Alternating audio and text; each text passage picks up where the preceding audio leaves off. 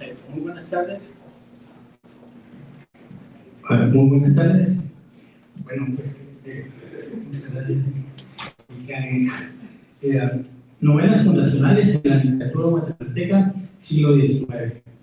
Antes que nada, quiero señalar que considero la literatura como el estudio científico de las obras literarias. Esto significa que, como todo estudio científico, nos apoyamos en teorías, en métodos de análisis, siempre para abordar textos. Esos textos son las obras literarias, que a mi juicio son la oralidad, la literatura impresa y la literatura que circula en la red, es decir, virtualmente.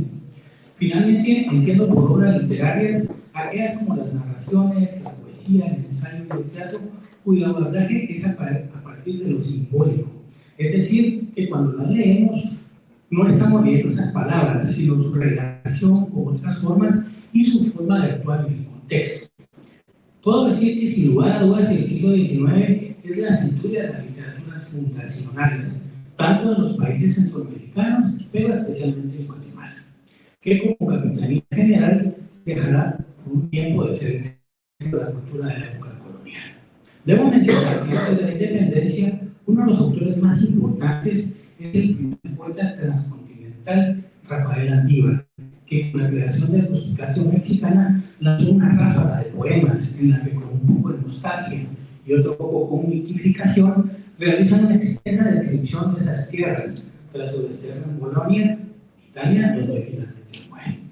Para comenzar a contextualizar lo que influyó el medio cultural guatemalteco, en especial el literario, repasemos dos importantes momentos históricos: la independencia de Estados Unidos, 1776, y la Revolución Francesa, 1789. Nos situamos en estos dos momentos históricos de cambio y ubicamos esta parte final del siglo XVIII, que ha sido conocida como el neoclasicismo, el siglo de las luces, el siglo de la ilustración o el enciclopedismo. Este movimiento se caracterizó por el predominio de la razón sobre el pensamiento religioso. Es decir, que la ciencia y el pensamiento ocupan un espacio importante en esta sociedad. El ser humano, además de ser teocéntrico, también fue antropocéntrico. Las ideas predominaron en una nueva sociedad en la que se eliminó la monarquía y se establecieron nuevas reglas de una vida social. Podemos decir que el surgimiento de las ciudades como forma de coexistencia y el desarrollo de las ciencias sociales es uno de los discursos más importantes. También las bases del pensamiento científico y con ello el surgimiento del método científico. Puedo resumir que la estética con la que se crearon las diferentes artes en ese momento es la cultura greco-latina, es decir, los griegos y los romanos, y que es conocida como la clásica. Cuando nos expresamos de cultura clásica, apelamos al arte como una unidad, es decir, como un universo en el que todo gira armónicamente. La cultura clásica se refiere a la perfección y a la proporción simétrica de tener una obra. En el caso de la literatura y el de la poesía, esta debe tener métrica, rima, armonía y apuntar a la perfección a través de las palabras. En ese sentido, el ejemplo más claro es la monumental obra de Andívar, que fue escrita en hexámetros latinos a lo largo de los 15 libros y una exhortación final. Romanticismo. Este movimiento estético, surgido en varios países de Europa, rompió con el neoclasicismo, en el sentido que la razón predominaba anteriormente, y en el romanticismo fue la idealización y la pasión. Recordemos que grandes autores franceses como Victor Hugo construyeron sus obras románticas con nuevos personajes, como aquellos que no pertenecían a las monarquías, que anteriormente eran invisibles estos personajes, como los populares, las leyendas y sobre todo el discurso de la exaltación a la naturaleza. La muerte de muchos de los personajes, lo oscuro de los amores imposibles, son características del romanticismo, en el que entre varios escritores también puedo mencionar además a Alejandro Dumas, papá e hijo, al conde de Lautréamont, a Johann Wolfgang Goethe, a Hugo Foscolo, a Alessandro Manzoni, entre otros. Lo histórico y la identidad son dos características del romanticismo. Podemos decir que la novela histórica surge en ese movimiento y la búsqueda de la identidad, ya sea a través de la historia o de las costumbres y tradiciones de cada uno de los países. Durante este movimiento, a principios del siglo XIX, tiene sus orígenes la novela policial. Específicamente, finalizado el periodo neoclásico, por lo que podemos pensar que es un género literario que está entre la formulación del método científico y la idealización que tenemos luego los romanos. Fue el genial escritor estadounidense Edgar Allan Poe que creó el primer policía como un protagonista principal en sus textos. Fue conocido como el iniciador moderno del relato fantástico y del horror. También es el iniciador de este género policial. Dupin es el nombre de este policía, quien a través de la observación, la deducción, protagoniza unos 4 relatos en los que sus deliberaciones conducen a resoluciones inesperadas, es decir, al método científico. También durante el romanticismo surgió la literatura gótica, la ciencia ficción y la fantástica. Autores como Mary Shelley, Bram Stoker, Julio Verne, entre otros grandes. Tras ese recorrido del siglo XIX, otros movimientos artísticos surgieron en Europa, incluyó precisamente a la intelectualidad guatemalteca, la que recibía los libros llegados en barcos en el idioma de cada uno de los autores. Se le conoce también a otro movimiento estético como el naturalismo y el realismo. En parte se volvió otra vez hacia los clásicos, pero se agregaron características como la del arte apoyado por la ciencia. Es decir, que en el neoclasicismo, en el naturalismo y realismo, los autores mostraban determinadas tesis en sus obras. También recordemos el fatalismo, las diferencias sociales y de clase, que fueron planteadas con muchas publicaciones. Los nuestros. Es necesario remover un poco el canon establecido por anteriores críticos, pues debemos darle su respectivo lugar a autores y a obras que son fundacionales en la historiografía guatemalteca. En cuanto a la narrativa, en el proceso de esta investigación he encontrado que las primeras novelas de algunos autores fueron publicadas por vez primera por entregas o en folletines. De esa manera, esos textos que durante ese siglo e incluso posteriormente fueron luego publicados en libros, se convierten prácticamente en gestores de la novelística de América Central para el siglo XIX.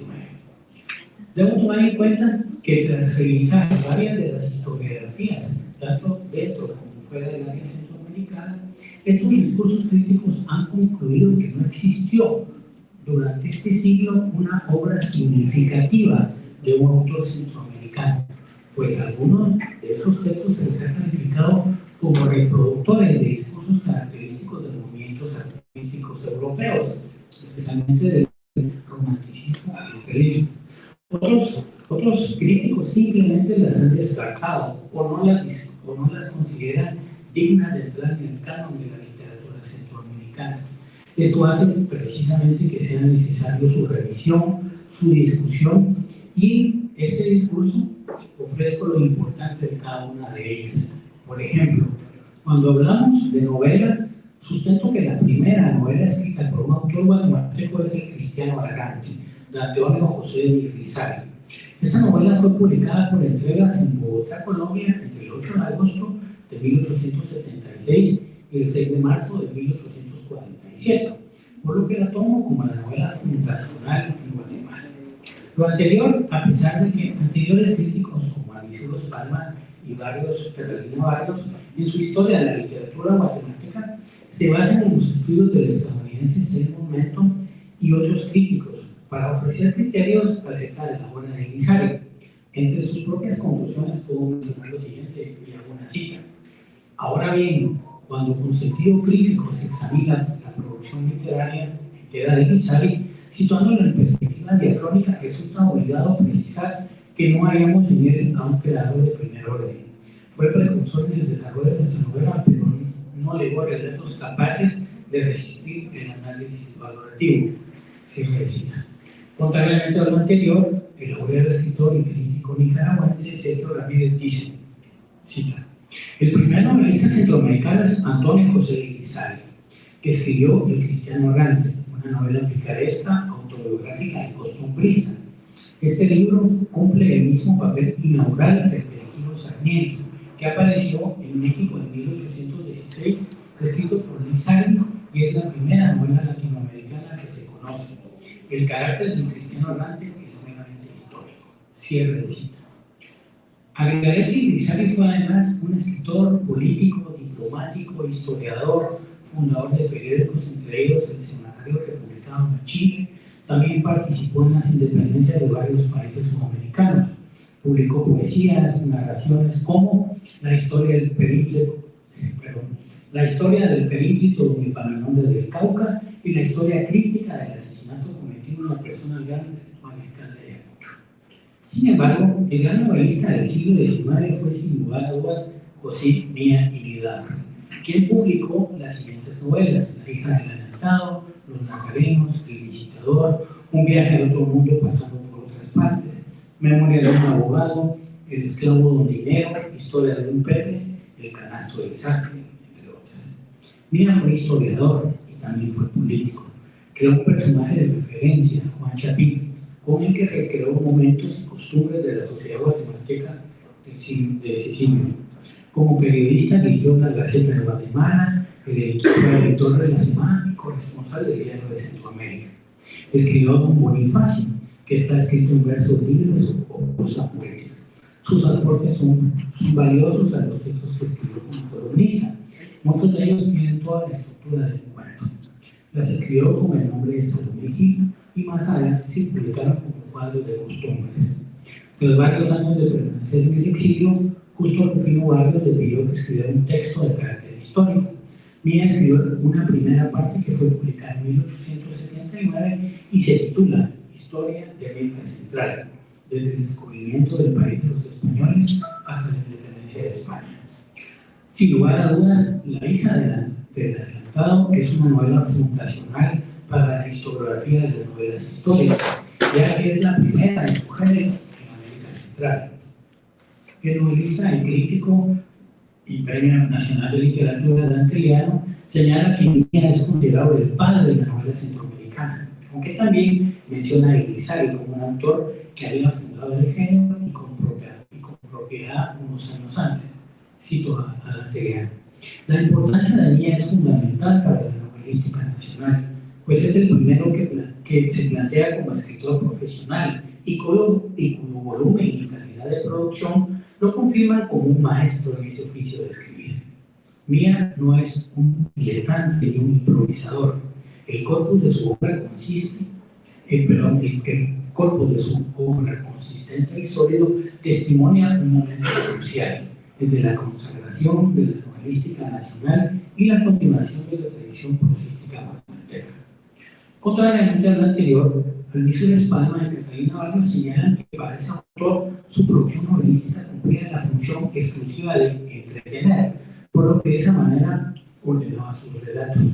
Para esos estudiosos de la novela de Mía se dieron a conocer con personajes de la sociedad guatemalteca que ni la propia historia pudo hacer.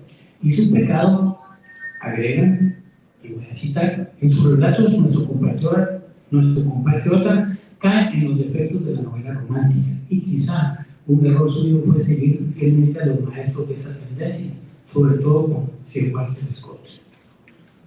Estela. Otro importante novelista decimonónico fue Ramón Arístides Salazar Urrutia, conocido como Ramón A. Salazar, escritor, ensayista, historiador y médico. Como novelista publicó Tiempo Viejo, Recuerdos de mi Juventud, Alma Enferma, Estela y Conflictos. Entre sus textos historiográficos destaca Historia del desenvolvimiento intelectual de Guatemala, que es la primera historiografía guatemalteca. Algunos de sus textos de ensayos fueron publicados en algunos diarios, como el estudio sobre Fausto de Goethe, el nahualismo, los milagros y la hechicería, entre otros. Dirigió la Biblioteca Nacional y fue el director del Diario de Centroamérica. Estela puede considerarse la primera novela fantástica escrita y publicada en América Central. Otra importante intelectual fue Vicenta de la Parra de la Cerda, quien fundó el quincenario La Voz de la Mujer, suprimido por mandato presidencial. Además fue fundadora del Ideal y de la revista La Escuela Normal.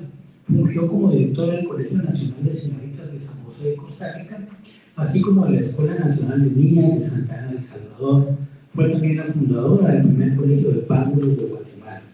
Fue la primera autora guatemalteca en poner en escena una obra dramática de la cual se presentaron varias obras en el desaparecido Teatro Colón. Se le conoce como la poetisa cautiva, ya que pasó sus últimos años en una silla de ruedas.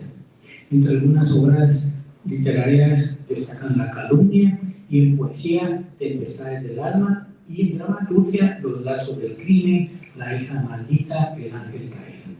La calumnia puede considerarse como la primera novela escrita por una mujer guatemalteca y es de carácter realista y naturalista. El último autor incluido, pero no menos importante, es Máximo Soto Hall, poeta, narrador, ensayista y diplomático. El problema es considerada la novela fundacional de Costa Rica. En Argentina, él fue redactor de La Prensa. Aunque falleció en Buenos Aires, Argentina, sus restos están enterrados en el cementerio de San Lázaro, en Antigua Guatemala.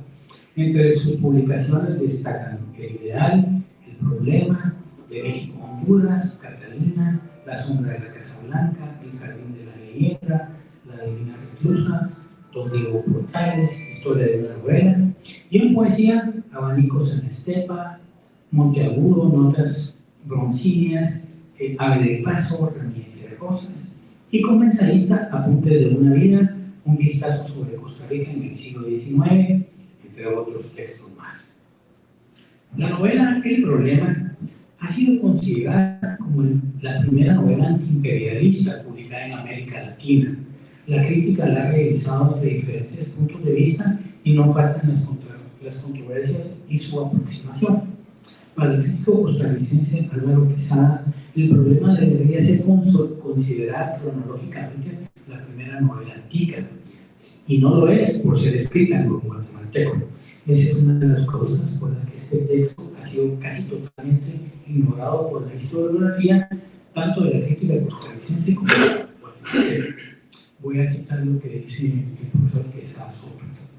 La fecha misma en que se publicó esta novela, 1899, no deja de ser profundamente significativa, tanto desde el punto de vista histórico como del literario. La novela se inscribe dentro de la polémica sobre las posibilidades y alcances de la literatura nacional, polémica relacionada con el proyecto histórico de consolidación de un Estado nacional bajo el dominio de la oligarquía. Como esta cita en la que digo que esta novela, Centroamérica ya se habla inglés, ya no existe San Carlos sino San Charles, ya no está el periódico del Estrés sino del Star, y prácticamente Centroamérica se va a adherir a los Estados Unidos como una estrella más en la bandera. A ello agrego que Margarita Rojas y Flora Ovares, dos críticas costarricenses, también la señalan a la novela de Máximo Soto Hall como la primera novela hispanoamericana en contra del imperio y publicada en la capital costarricense. Ella dice lo siguiente, cita: en 1899 se publicó en San José la que podría ser la primera novela antiimperialista hispanoamericana. Se llama El Problema, y está escrita por Máximo Soto Hall, guatemalteco residente en este país. Plantea el enfrentamiento con los Estados Unidos como un conflicto entre las razas latinas y la sajona. Fin de la cita.